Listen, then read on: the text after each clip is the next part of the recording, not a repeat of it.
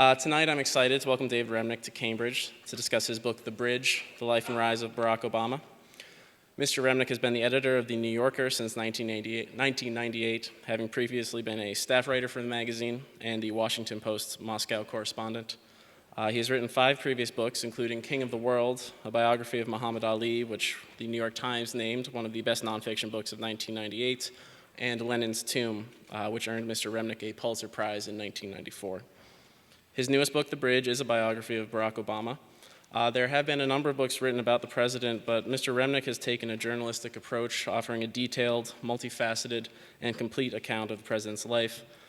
Through interviews with those who have known Obama best, close readings of the president's writings, and interviews with Obama himself, Mr. Remnick presents not just the facts of the president's life, but an interpretation of Obama's role in American history and insights into Obama's own understanding of his place in the narrative of our country. The New York Times called the book incisive, filled with insight and nuance, and Gwen Ifill, in a review for the Washington Post, said of The Bridge, Remnick deserves credit for telling Obama's story more completely than others, for lending a reporter's zeal to the task, for not ducking the discussion of race, and for peeling back several layers of the onion that is Barack Obama. Thank you very much. I've never been in the pulpit before. Not this kind. Thanks for having me. And it's my experience in these circumstances, not that they happen every day to me, that it's a great deal more fun to have a conversation rather than me speechify. Let me just say a few things first, though. It is a good feeling to be here for many reasons. One of them, though, is that the origins of this book are here, and maybe I should explain. I have a day job. I haven't written a book since that day job began. The last book I read, the last real book I've written was a book called King of the World, which is about Muhammad Ali and race in America in the late 50s and early 60s. And about 5.5 seconds after that book came out, through circumstances too bizarre to recount here at the moment, I became the editor of The New Yorker. I became the editor of The New Yorker having had the previous editing experience of having been the editor of the Pascack Valley Smoke Signal, which is the school newspaper, as you all know, of the Pascack Valley fighting, wait for it, Indians. Indians Smoke Signal. Very clever. And probably illegal by now, or should be. And I published that book, and that was it. And I've been working ever since happily, ecstatically, and hard on doing what I can each week with The New Yorker, which is a joyfully difficult and interesting job. And along the way, in order to get out of the house, some people go to the beach, some people take a trip to Europe, some people take a walk, or some people are said to enjoy the great outdoors. As Woody Allen once said, I am at two with nature. And I'm very happy to print all kinds of pieces about the environment, and we very ferociously defend it in our comments section and elsewhere in the magazine, but I'm glad it's there for you. I'm an indoor sport kind of guy. But what I like to do once in a while, instead of wearing a deep, well-worn groove between where I live in the West 80s in New York and Times Square, where my office is once in a while to get out of the house, I write a story for the magazine, a kind of busman's holiday. And one of the pieces that I wrote was in the thick of the election campaign, now of great memory, but it was a bonanza for my business, I have to say, and I think in the end, perhaps even for the country. But I wrote a piece in a special election issue for the magazine called The Joshua Generation, which came out the week after Obama's election. We took a leap of faith and thought that he would win. And it was an issue of the magazine that had 4 pieces in it, one by George Packer about the potential for Obama to become a Rooseveltian democratic reformer. We can talk about that, how that's gone so far. There was a piece about the ill-fated McCain campaign by David Grann, who's written a wonderful book that I recommend to everybody called The Lost City of Z. And there was a piece, yes, by my colleague and the Washington correspondent Ryan Lizza about the Obama ground game. In other words, the mechanics of the election and how he won. And my piece was about race and politics and Obama. Fine, the piece was published. November happened. I went back to work. And then something horrific happened in the history of our magazine, probably our most exalted contributor, and I think in many ways the most exalted contributor in the history of the magazine, no matter what you may think of White or Thurber or Salinger or anybody else, but certainly the most long-standing, astonishing contributor to the magazine, John Updike died. And I went to the funeral, which was north of Boston, in a very modest Episcopal church. It was not a memorial service, a glamorous memorial service, New York or Boston style, where glamorous people get up and give amusing speeches about the qualities of the dearly beloved friend, but rather it was a very serious traditional Episcopal service. My friend and colleague Henry Finder and I attended, and I came back here and stayed here on for a couple of extra days. I don't know why. But I called up various colleagues of Barack Obama, teachers of Barack Obama at Harvard Law School, thinking, maybe there's something in here, something more than the piece I wrote. And I went to see Lawrence Tribe, a constitutional lawyer whose name you probably know, Martha Minow, who's now the dean of the law school, Charles Ogletree spoke to, a number of people, David Wilkins, other people at the law school. And the more I spoke to them, or listened to them, better to say, the more I realized that despite the 2 years of constant journalism about Barack Obama, the more I drilled down about just this very seemingly narrow episode in the life of Barack Obama, the more it seemed to me that this was a very rich life. And that it was possible, maybe possible, that while Obama was still in office with maybe a lot of time left on the clock, whether it's 3 years or maybe 7, that it might be possible to write what I would call a journalistic biography of Obama, using the techniques of journalism. People are still around, people are interviewable, things are readable, and with some of the tools of scholarship, whatever you want to call it, reporting is what I call it, nothing very fancy, to try to write this book about Barack Obama's life up to the White House door. Up to the White House door. The book is called The Bridge for a very simple set of reasons. The first is the opening scene of the book, and this is a book largely about race, not only, but after all, what's the radical thing about Barack Obama? Not his politics. His politics are rather conventional, center-left politics of the Democratic Party. There's not that much space in between her and Hillary Clinton in the campaign, save on one issue in particular, Iraq. What's radical about Barack Obama is that he's the first African-American president. How did this happen? Because I got to tell you, as much of a genius as I may be, when the 2004 Senate campaign was happening, and our writer Bill Finnegan came into the office and said, we must do a profile of this guy Barack Obama. Not only do I think he's going to win the Senate seat, but he may well become a presidential contender. My reaction was not printable. Not for the first time did someone say, with a name like Barack Hussein Obama, in post-9/11 America, the chances of him being a national politician, much less a presidential winner, seemed, I don't know, infinitesimal. And at that moment, I started making bets around the office of the New Yorker, all of which I lost, and I'm a poorer man for it. We may be a richer country for it, though. And so the book is called The Bridge because the opening scene of the book is at a very distinct bridge, the Edmund Pettus Bridge. You know this bridge. It's a bridge that spans the Alabama River in Selma.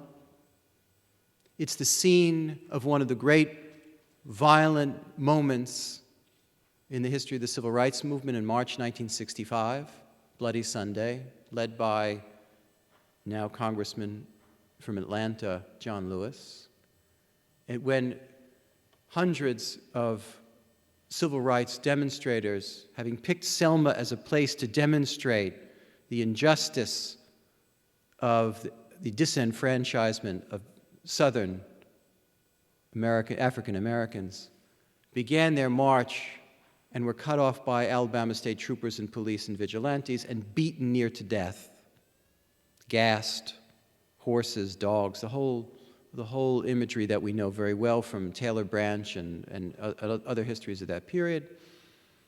That happened at the Edmund Pettus Bridge. Edmund Pettus, by the way, the last Confederate soldier to be a senator in the U.S. Capitol.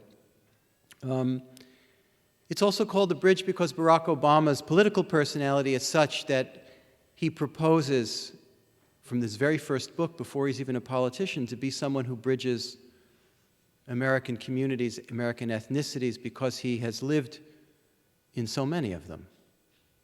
So there's a metaphorical bridge that Obama is. There's a historical bridge that Obama is part of in terms of his historical epic and progress.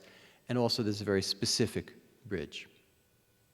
So I came to Harvard Law School and began to discuss, after all, he was a law student, big deal. But in fact, the more you talk and the more you listen and come back and listen, you discover that the person who's now the President of the United States, in some small way, or maybe in a very large way, discovered both his political personality at the law school here and also his sense of greater ambition. What do I mean by that? Well, his political personality is one that prides itself deeply on his sense of his capacity to be a conciliator. To someone who, because he's a kind of cultural translator, someone who was born in the odd circumstances he was, in multicultural Honolulu, but multicultural lacking African Americans except on military bases, as someone who grew up with the elusive ghost of a Kenyan father and the presence of a Kansan mother and grandparents who raised him, that he was somebody who had built this personality, who had come to this personality over time. And when he ran for the most exalted office that Harvard Law School has to offer, the presidency of the Law Review, I mean, some of you would think, big deal. It's a student-run academic journal that no one reads. And you would be right. But here at Harvard Law School, which does not lack for ego, where everyone in the class no doubt imagines himself or herself to be a potential great leader or captain of industry or captain of an investment bank or worse, and when some preposterous number of people run for this office, Obama prevails. Why did he prevail? He prevailed at a time when there was a liberal majority at the Harvard Law School, but a growing conservative constituency from the Federalist Society.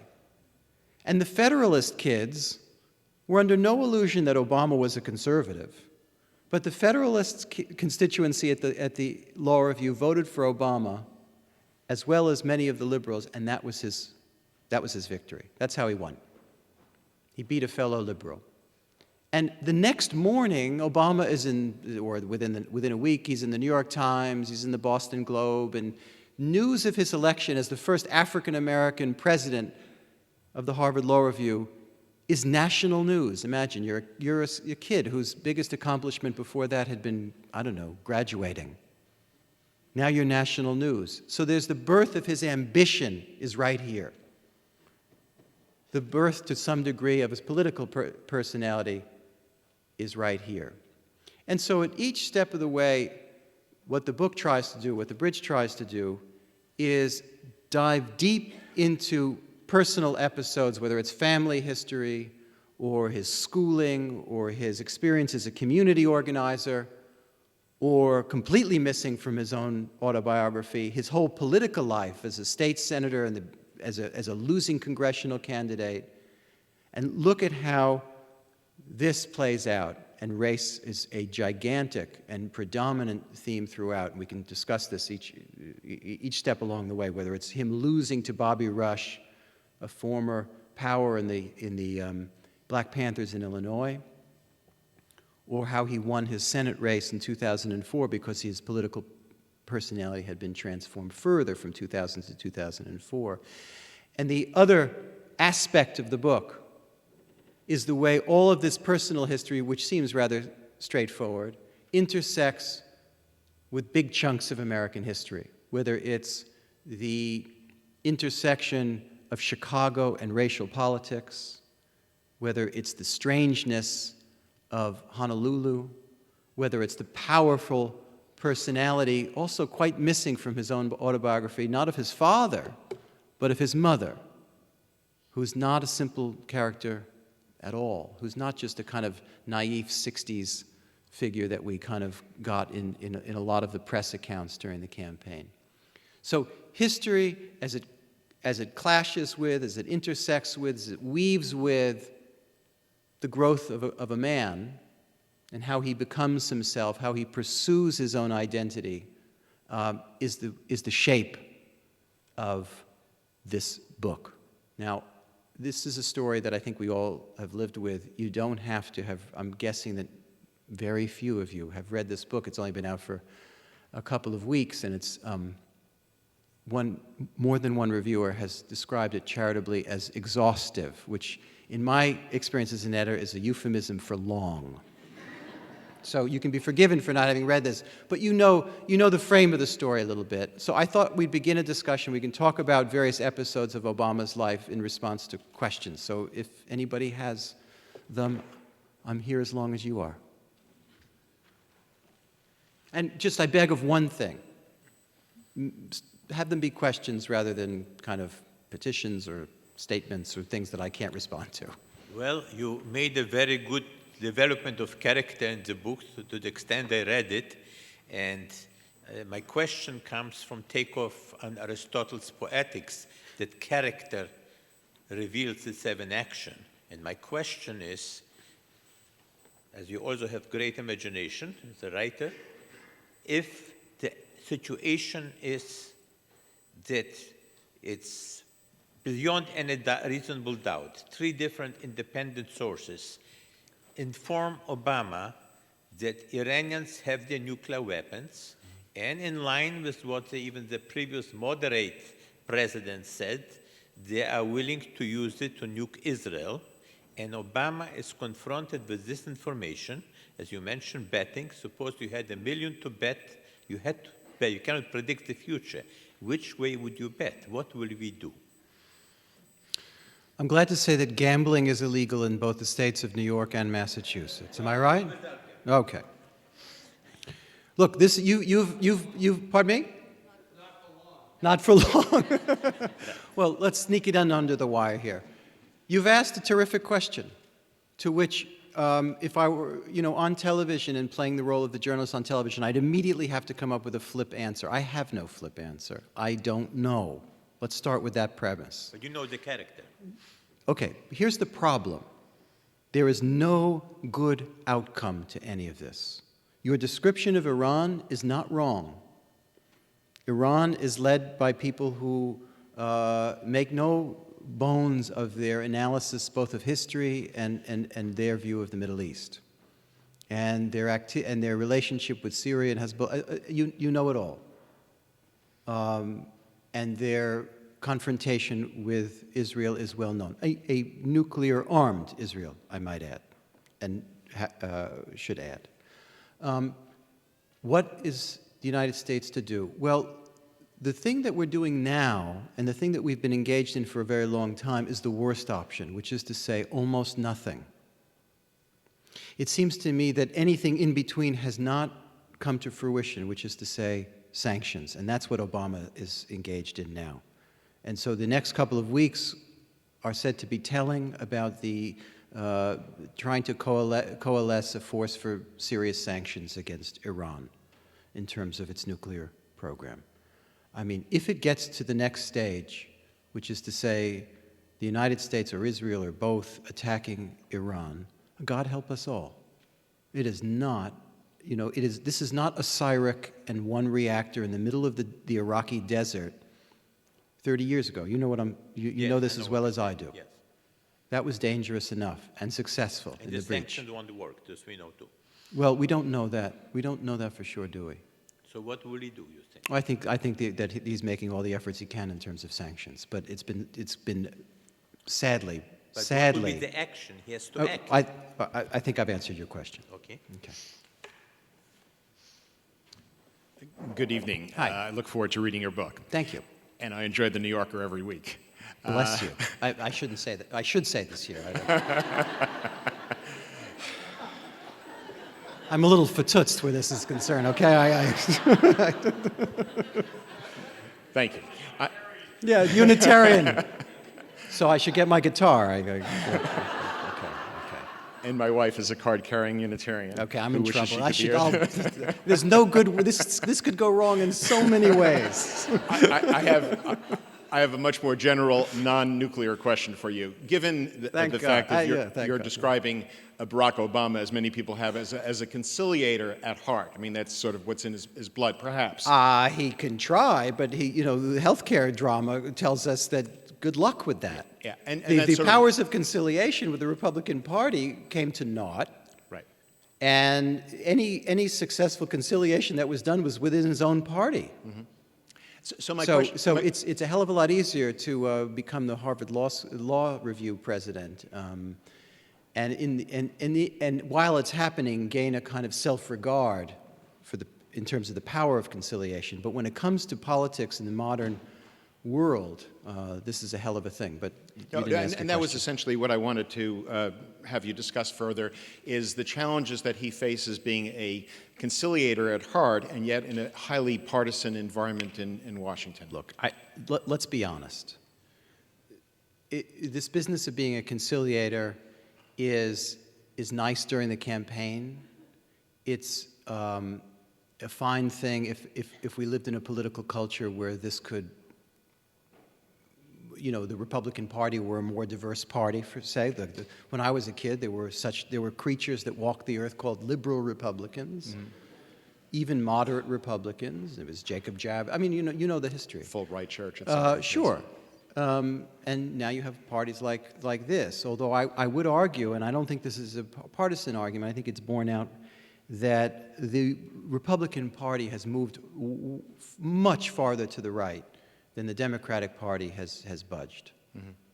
I think that's true. And in fact, one could easily argue that there are more conservative Democrats now than there were even in the Reagan era, although, of course, during the Johnson era and before, the Democratic Party was a redoubt of segregationist politics. Right. So, good luck on that conciliation thing is what I would say. I mean, Okay. This is not something that's been very promising so far. Thank you. Yes, sir. I'm afraid I'm a New Yorker subscriber too. Don't be afraid. And Be not afraid, as the Pope I haven't once read said. your book, but I noticed that you said that a dominant theme was race. So my question succinctly is this. What role is race playing right now in the opposition to not only the Democratic Party's proposals in the Congress, but to Obama himself? And I'm struck by what I think of as the exaggerated rhetoric that's being used, particularly in the Tea Party movement and so on, communist, thug, socialist, so on, that kind of thing, the birthing movement. And I'm just wondering, as a reporter, as well as an editor, is the racial issue really a driving force in the opposition? I don't think with everybody, but I think that when you hear rhetoric about we want our country back, it can't just mean the marginal tax rate, which hasn't changed. So, look, something radical happened in this country, really too late, far later than it should have, but something radical occurred in this country. You have a black president. You have a man named Barack Hussein Obama. And this does not, and Obama never expected it to, and we should never have expected it to sit easily with every single citizen in the United States. That's not to say there isn't a legitimate conservative opposition, as there should be, and ferocious political debate, as there should be, but some part of this rhetoric, both on the air and elsewhere, I don't need to be more specific than that, it's pretty obvious, is alarming, And I don't mean just a couple of messages put on John Lewis's machine. I'm sure he's gotten messages like that before. But I mean to hear some of the rhetoric coming out of some of the lead politicians who are gaining from this, whether it's some vision of votes down the line or media dollars in the interim. The language of divide that plays on these fears and anxieties is alarming. Thank you. David, it's really nice to see you again. Thank you. I haven't had a chance to read the new biography yet. I did read the biography of Ali and really enjoyed it. I'm looking forward to this new one. So the question that I want to ask relates to a question I asked you the last time I saw you. You were at the Brattle Theater. And the question I asked you then was about Mayor Bloomberg in New York City and his stance, his position on gun violence and the gun issue in America. So without having read this biography, that's really the question I want to ask you about gun violence? President Obama's position, stance on, let's call it the gun issue in America. I know, for instance, in the magazine The New Yorker, he campaigned once with, I think, Senator Webb in Virginia. And I can almost remember the quotes. He said, he went in with Webb and he said, told those people, he said, I'm not going to take your guns away, the hunters. So based on all of the work you've done, I wonder if you would comment on that. It's related to relation. Sure, thanks.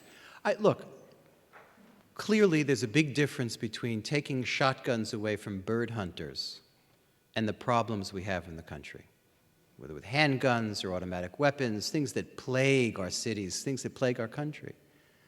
But it's very, very difficult, as you know, to win a national election and start parsing the gun issue and expect to win independent voters. It's very, very difficult. This is one of these things that's very particular to American politics.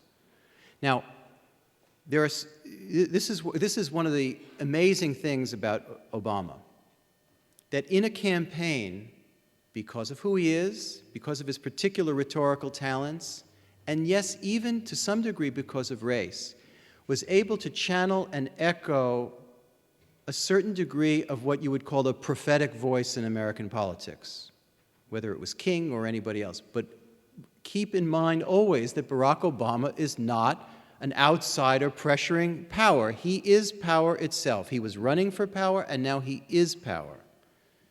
And despite these skills, there's a different pressure on him and different set of strictures on him. And we should also put pressure on it as journalists and citizens. Now, do I believe when he goes home at night that Barack Obama gives a damn if gay men and women marry? I really do not. However, as a politician, he won't go that far, not yet, because he thinks that there's way, way, way too many people that he would be getting out too far ahead of to win election. And on guns, it's another instance. Do I think Barack Obama wants to see the volume of guns on the street that we have in America today? No, I don't. But I think this is one of those areas, like gay marriage, where he has been withholding. Let's just put it that way, and I think I'm being charitable that way. He has not been bold at all. Thank you. Sure. Hi. I believe that you covered in your book the theory of WorldNet Daily columnist Jack Cashel, that Bill Ayers had a significant role in helping Barack Obama run. For everybody else, can I fill in the background? Yes. There was a theory on the internet by a man named Jack Cashel that Bill Ayers was the ghostwriter for Barack Obama's first book, the highly praised first book, and it was a theory that got great currency online, and Rush Limbaugh, who has an enormous audience, also propounded it. That's the background. I don't endorse this view. Are you aware of the book by Christopher Anderson, Michelle and Barack, A Marriage? I am. Where he more or less endorses that theory, and I believe he has a number of other sources on that. Yeah, I don't buy it. I don't buy it. It's completely unconvincing. I think, I have to say something. There's a long history in this country, beginning with the slave narratives, of black men and women writing books and white audiences doubting their literacy. Frederick Douglass had to get an endorsement from Garrison, right? Had to get an endorsement from Garrison, who wrote on the book, Frederick Douglass is the author of this book, the great abolitionist. Now, I would hope that in the modern era, we wouldn't have to do this anymore, because the evidence for this, the evidence that Barack Obama somehow didn't write his book, is nil. So why would this Christopher Anderson let me just finish. Name a source for Christopher Anderson's theory. He doesn't name the source. No, he doesn't. However, the book is not is a pro-Obama book. He had no vested interest. As far as I can see, he has no vested interest. Sir, all I can tell you is that I respectfully disagree. So, he's written a number of books. okay, I answered your question, sir, best as I could. I just started. I'm right at the part about page 55 where his father is starting to fall apart. But just the first question I asked you to project, I'm going to ask you to react, and you touched on it a little bit. Sure. And I just want to make one general comment. I come from a different world than you do here. I'm from Lynn, and I'm back in Lynn now. And You're back in where, sir? Lynn, Massachusetts. On the way to John Updike's funeral. It was a long way for me, too, I got to tell you. But it's a different world. And I mean, if you had told me when I was a 15-year-old kid that I'd be associated with John Updike in anything other than buying a paperback at a drugstore, you could have knocked me down with a feather. But go ahead.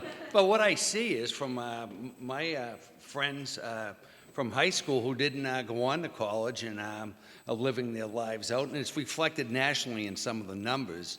And I believe there is definitely a racist element to their views that's not explicit, but it's there. They really don't like this guy, and even despite, you just touched on the gun issue, despite what hasn't happened, there's a mistrust, and he's never going to win these people. They're just not going to be there electorally for him, and maybe if they're not mobilized, all I can that's say, a sir, is victory. that history comes hard.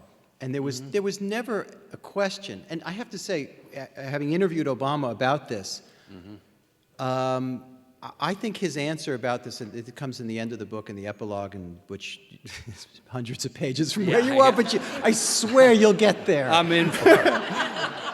By around the time that we're playing you in the playoffs, Okay. You'll get there. Football? We're going to win. Football playoffs. Football playoffs. I don't see it for us this year. But I just want to. No, but let me answer your question. Sure. You're right. You're right. And Obama had this problem even when he was facing Hillary. You're talking about white working class voters, not least men. He has this problem. His favorability is probably about 25% with that group, high school education and less, is my guess. And I haven't seen it lately. But This that's is a where big it was. political problem for him.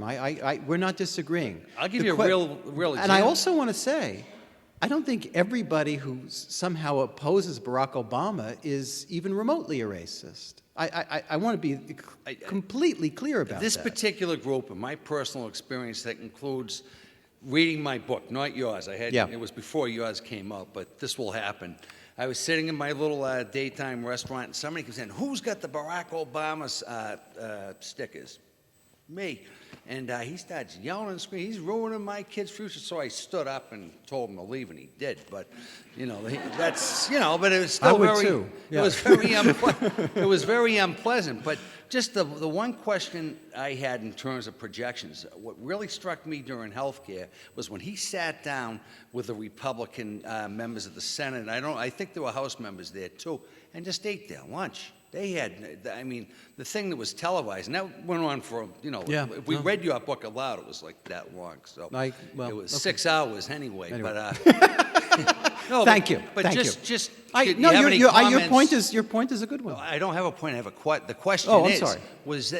what does that tell us about him as we go? What tells us is that different people have had a different. Are farther along or less far along in that absorbing this new historical thing under the sun. Period. Okay. I was wondering what the most surprising thing that you learned reporting the book was. What the most surprising thing about Barack Obama. Many things. But certainly one thing is how much good fortune has smiled on him, too. We tend to forget that. Take the Senate race of 2004. You know this story? It's an incredible story. Here's a guy who was a state senator. Everybody raise your hand if you know who your state senator is. Okay, well, this is a pretty educated bunch. Okay, can I tell you? I have no idea. State senator in the state of Illinois is not, let's just say, it's not like, being president of the world or anything. It's retail politics. Some of your constituents know who you are, some don't. Barack Obama was a state senator from the South Side. He ran unopposed, practically unopposed, some symbolic, campaigns against him. Then he ran for Congress in 2000 against Bobby Rush. Not a good idea. And he lost by more than 2-1. He was sick of Springfield. His wife said, "Look, darling, you're finished with politics. You can do good. And you were the president of the Harvard Law Review. Time to, a little bit of money would be nice. You can do you can do good and do well. Maybe run a foundation. Enough." This is a woman who grew up on the South Side. She had the kind of skepticism of electoral politics that anybody who's grown up on the South Side of Chicago would have. He basically prevailed in an argument and said, "Give me one more chance. One more chance. And if I lose, I'll go teach a little, I'll write a little, I'll make some money, and we'll be fine." So he runs for Senate in 2004. Completely open race because Carol Moseley Braun weirdly, inexplicably decided not to run for Senate, but for president.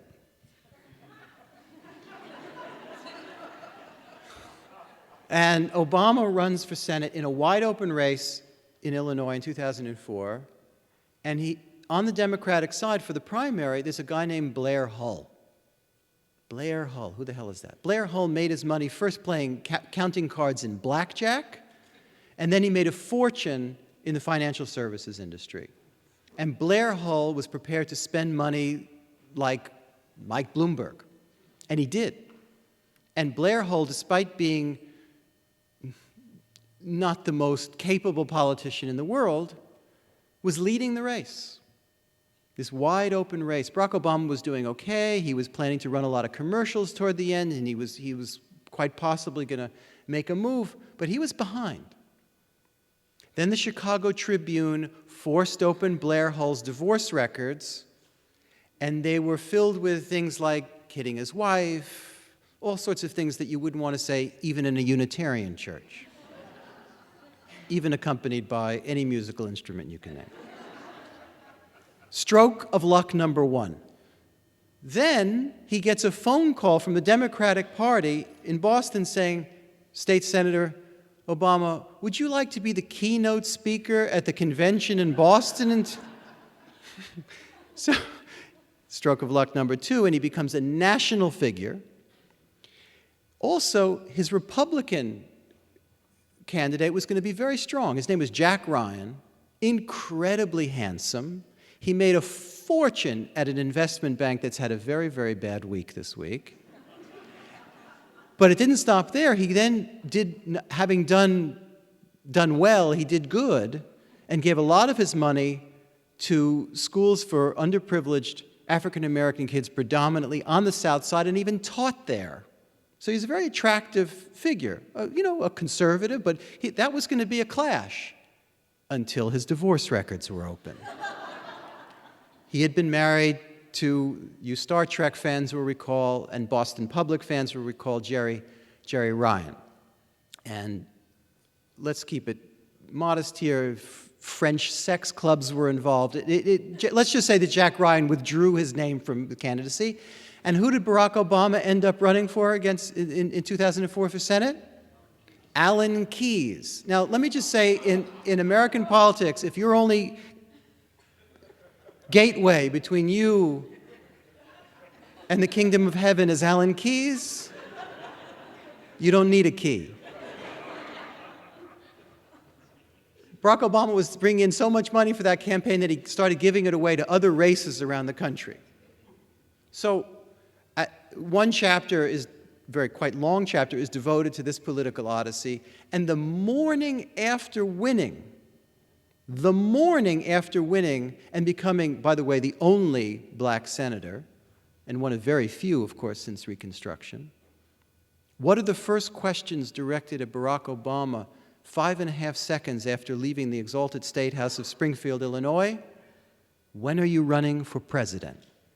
So this element, too, is important to understand and to kind of limb out in the political drama of Barack Obama. Yes, ma'am. Thank you. Thank you for all you do with The New Yorker. Thank you. The book. I wanted to hearken back to the point at which he actually got elected and ask you what your feeling is.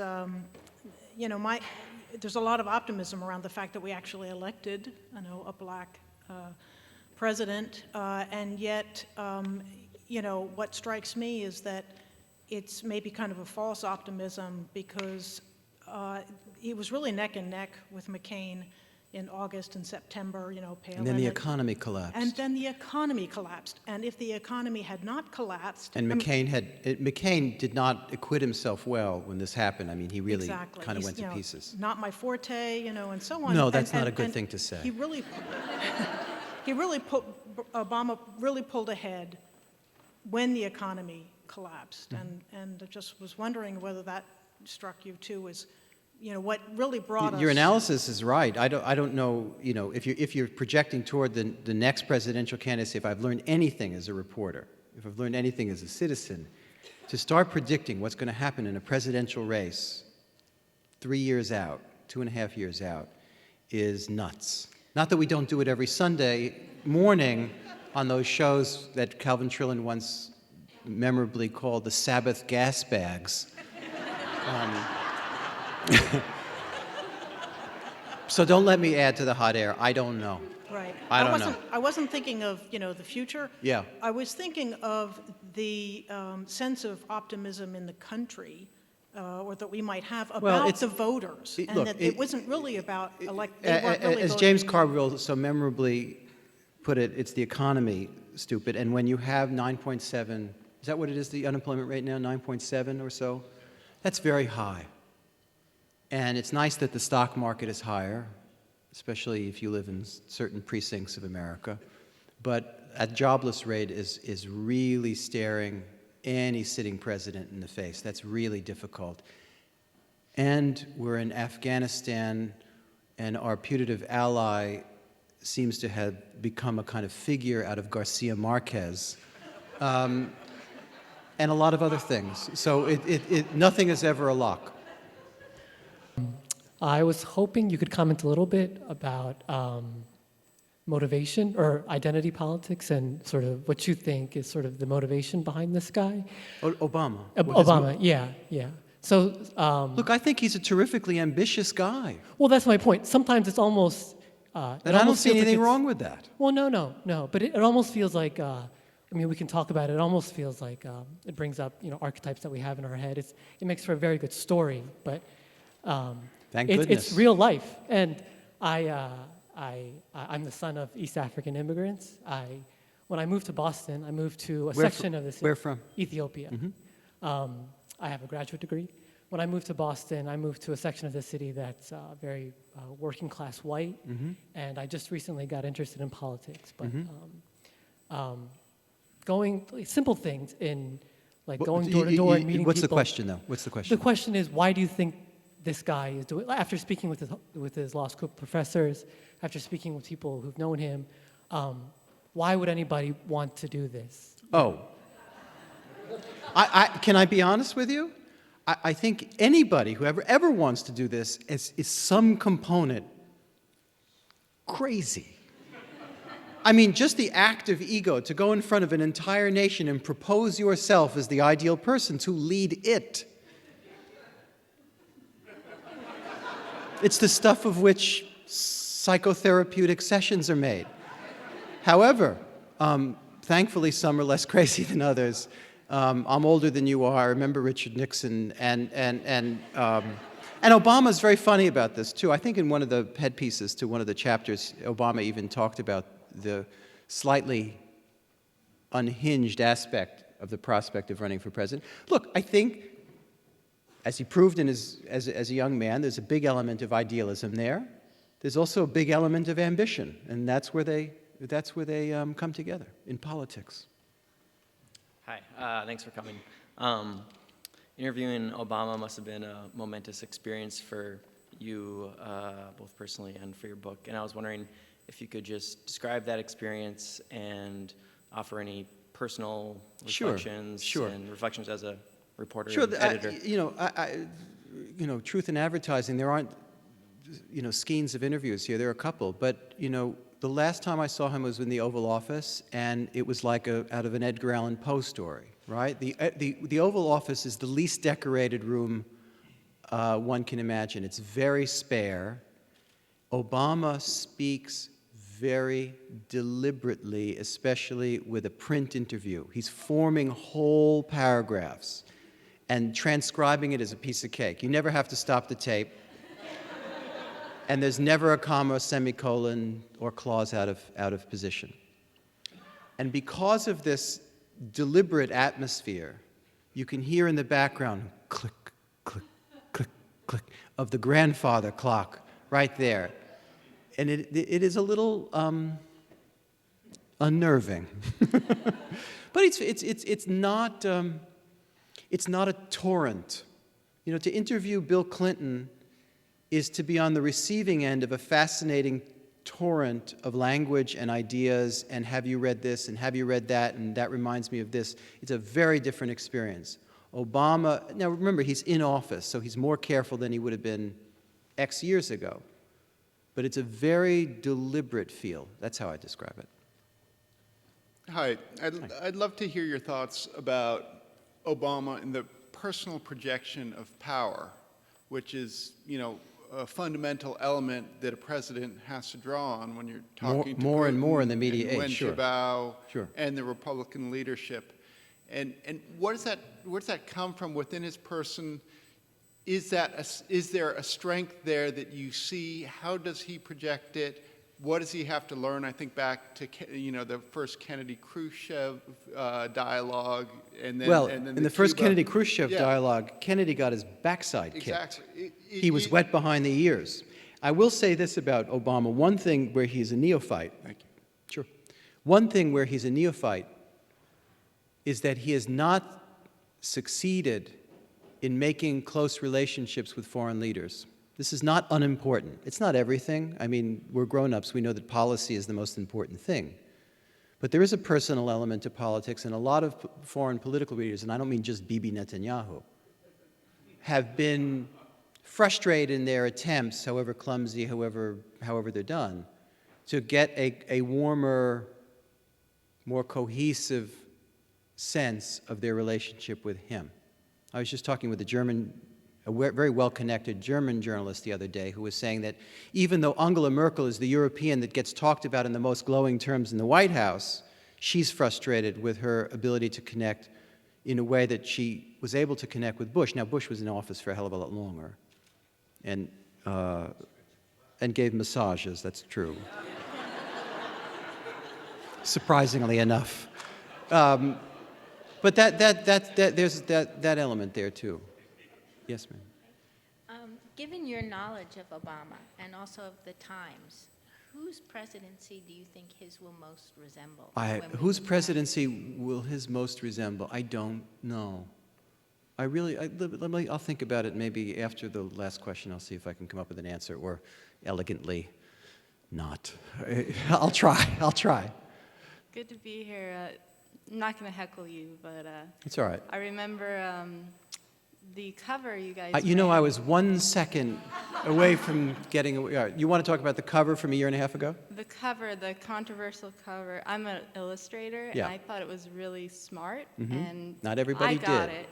I don't Right. know. Not everyone got it, but Oh, dear God. do you think that there's that sort of misconception of Obama, like from the cover, just All I can sort say of is... people judging him Sure. on Let me race remind and- those few who don't remember this.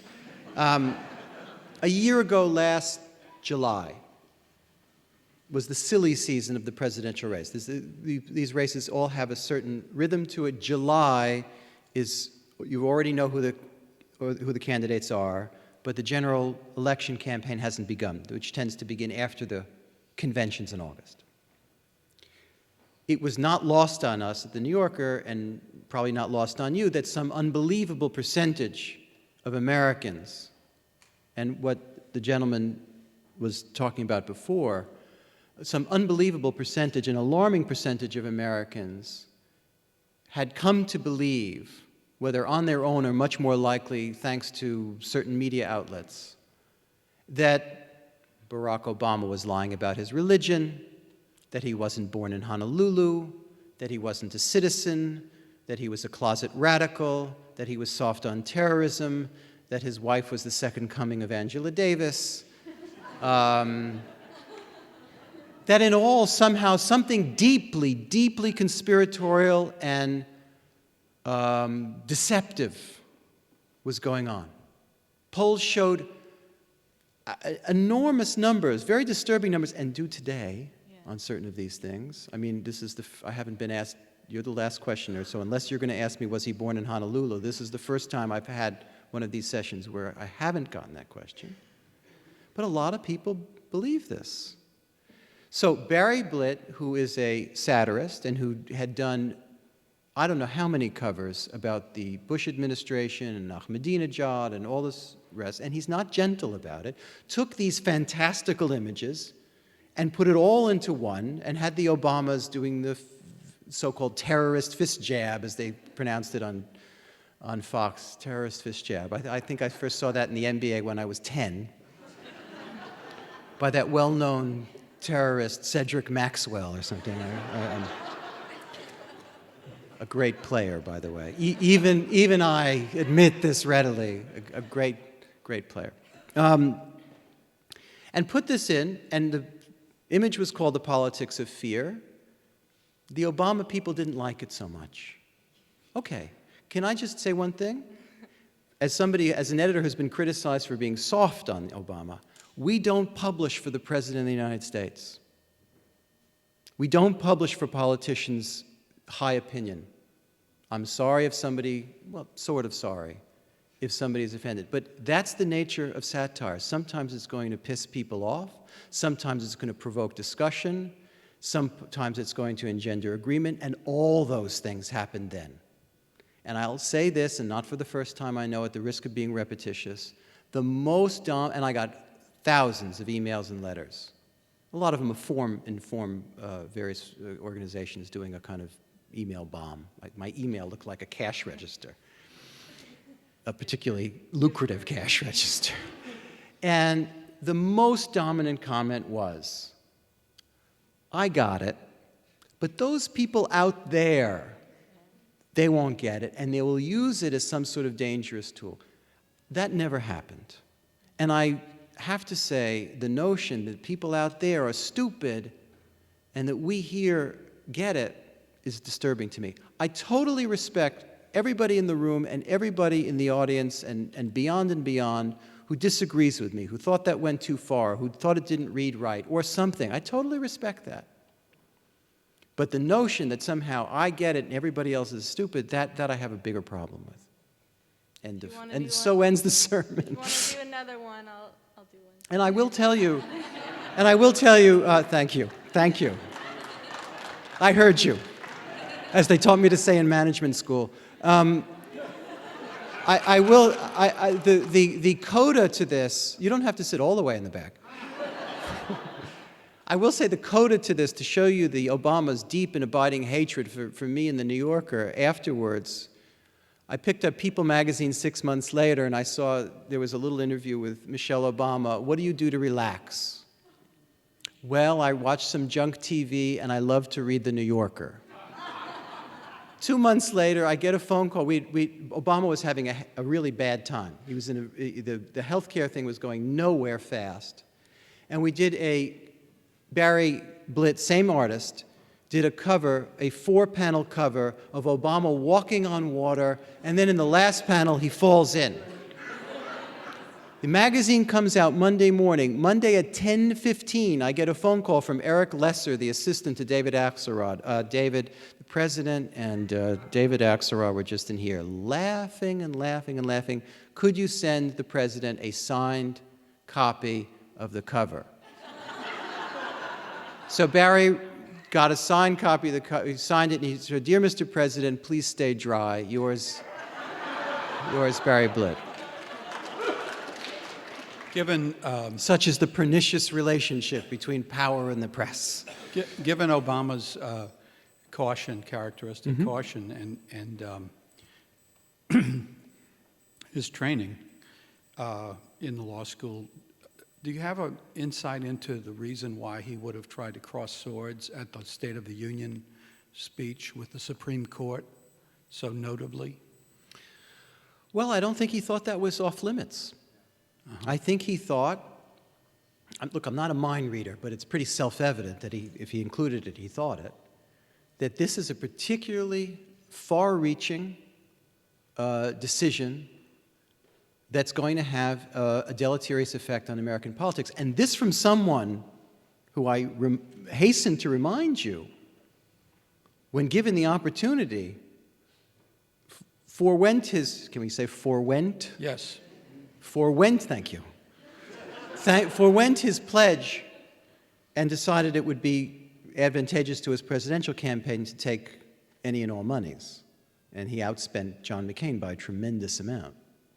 So he is not a purist and an idealist where this is concerned.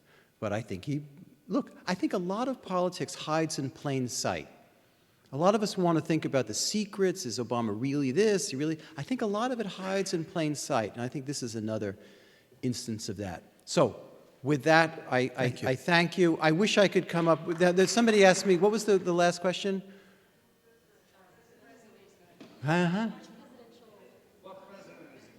What president is he like?